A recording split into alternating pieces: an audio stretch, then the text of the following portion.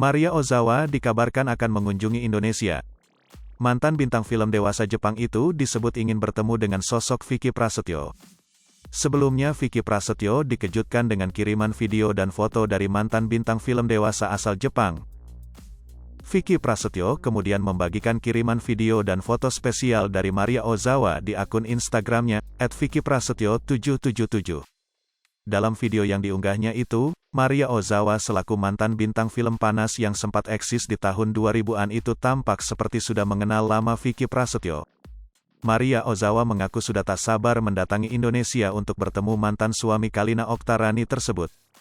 Kini, mantan suami dari Kalina Oktarani itu mengabarkan bahwa Maria Ozawa akan mendarat di Indonesia dalam waktu dekat.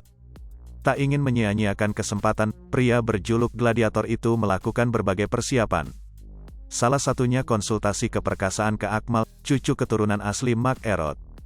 Ya, karena Gladiator ingin lebih kuat lagi, karena akan menghadapi Maria Ozawa, kata Vicky Prasetyo dikutip dari kanal YouTube INFOLINEID, Selasa, tanggal 22 Maret tahun 2022.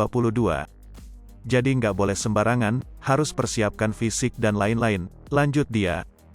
Kan, kasihan kalau orang sudah jauh-jauh datang, masa harus pulang dengan tangan hampa, kata Vicky Prasetyo. Lebih lanjut, Vicky Prasetyo kemudian mengungkapkan awal kedekatannya dengan Miyabi. Rupanya, ada hal yang membuat Maria Ozawa penasaran dengan sosok Vicky Prasetyo.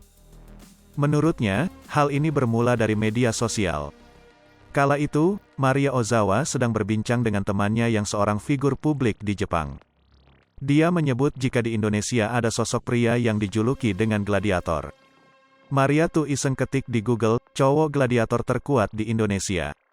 Yang keluar nama Vicky Prasetyo, ungkapnya. Setelah momen itu, Maria Ozawa makin intim dengan mengikuti akun Instagram Vicky Prasetyo. Bahkan, Maria Ozawa sempat mengirimkan video yang mengatakan ingin bertemu ke Vicky Prasetyo.